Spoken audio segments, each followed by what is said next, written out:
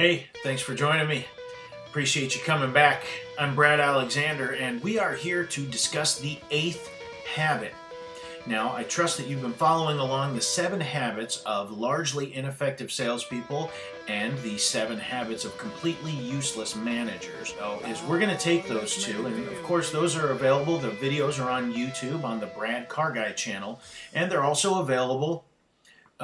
The 7 habits are available in my book, The Paint Won't Lick Itself, Simple Truths for Selling Cars. This book's available at lulu.com, Lulu.com. Check it out. I've got 3 other books as well, some on faith, some on sales. But this book, The Paint Won't Lick Itself, contains the 7 habits of completely useless managers and largely ineffective salespeople. So this 8th habit is where it's going to bring it all home for you. This is where it's going to take it to the next level, if you will. This is where you go from mediocrity to epic fail. That's right, you heard me correct. You want to take your ineffectiveness and your uselessness to a level never attained before. You want to reach epic fail status. And I'll give you a couple examples why. Have you ever heard of Renee DeSargent? Probably not, unless you're a direct family member or maybe one of her few friends. Renee DeSargent was a presidential intern during the Carter administration. She did her job, she did okay, nothing to write home about, and then she moved on to relative obscurity back home in Buck Tussle, Arkansas. So what? Have you ever heard the name Monica Lewinsky? Yeah, you have. She was a presidential intern too, but what did she do? What was different about her? Epic fail was what was different about Monica Lewinsky, and people will talk about her forever. Anytime you mention presidential intern, people will instantly go to Monica Lewinsky because of her epic failure. That's the status you want to achieve. You want to leave a legacy. Think about sports. 2008 Seattle Seahawks. Anybody remember their record? Probably not. Most of you don't, unless you're a diehard Seahawks fan. They were 4-12. They had a bad season. They stunk. They weren't fun to watch. 4-12. That's pretty lame. The Detroit Lions that same year, 2008, 0-16. Epic failure. That's right. They reached epic fail. They went 0-16. Guys, they suited up. They dressed for every game, 16 games. They got out on the field, and they attempted to win, and they failed. They lost every game. 0-16. Epic fail.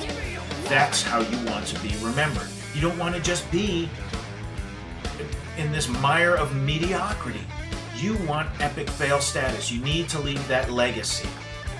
And that's what I'm here to help you with. Another guy, sports fans, Steve Garvey. Yeah, he was decent talent, good first baseman. Played for the Dodgers, played for the Padres. He was a solid player, not overall memorable. Till it was found out how many affairs he had and how much he was cheating on his wife. Then he reached the status of epic fail. The dude had an on-deck circle next to his bed. Epic fail, dude. That's what you want to reach. That's what you want to achieve. Charlie Sheen is a okay, mediocre actor.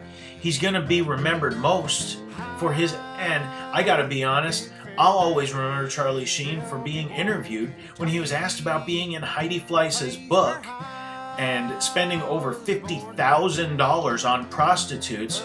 And Charlie just took a drag on his cigarette and was thoughtful and said, yeah, I thought it was adding up. Epic fail! Yeah! That's what you're shooting for. That's where you're going to take it. And what you need to do to reach a level of epic fail as an ineffective salesperson or as a useless manager, you need to spread your ineffectiveness and uselessness, okay? You need to share it. You need to spread it. It needs to be like a computer virus in the brains of your coworkers that shuts them down.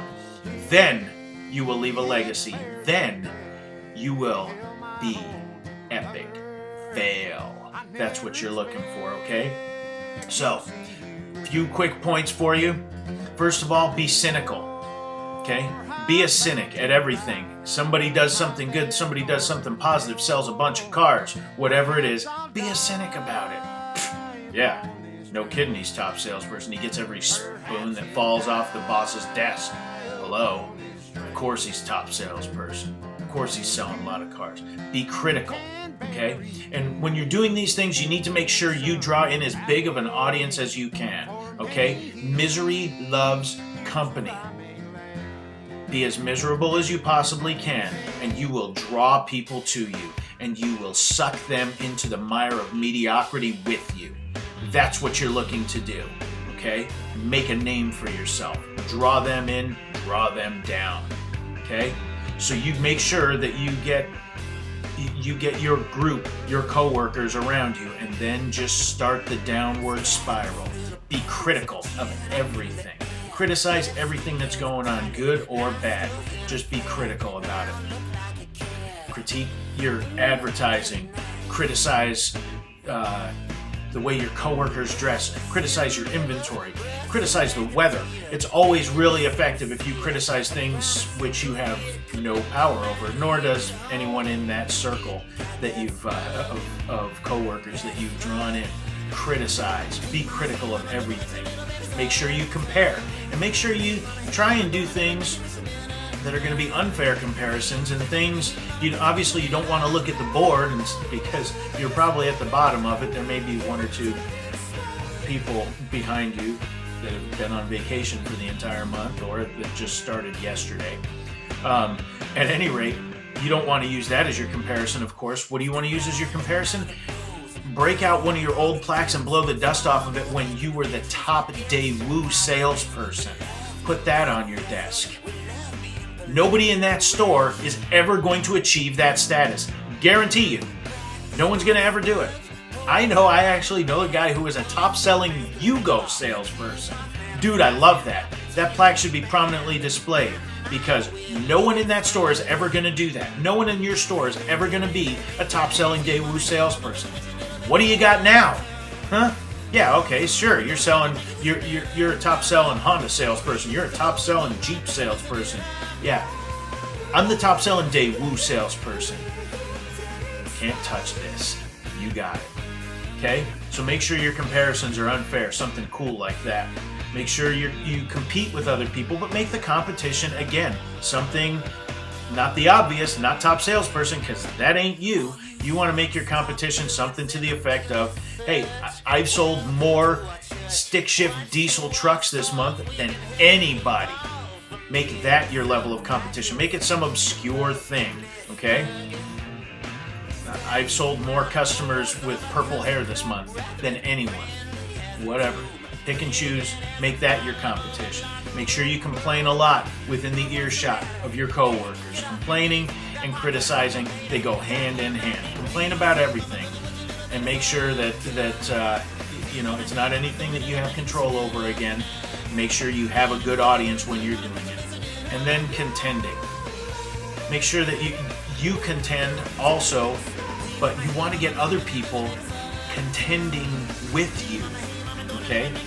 Contending, competing, they're very similar. It's striving for something, but what you want to do is you want to strive in the opposite direction. You're not trying to achieve some high status. You're trying to get people to accept mediocrity as the standard, to accept below average performance as the new benchmark. Okay? You want that bar so low that a gnat can't do a limbo under it. Okay? That's how low you want the bar. Set it low. Get your coworkers involved in it with you. Listen, there are millions of rappers out there, past and present. One name that hasn't done a song in over 20 years, Vanilla Ice. Why is he remembered? Epic fail.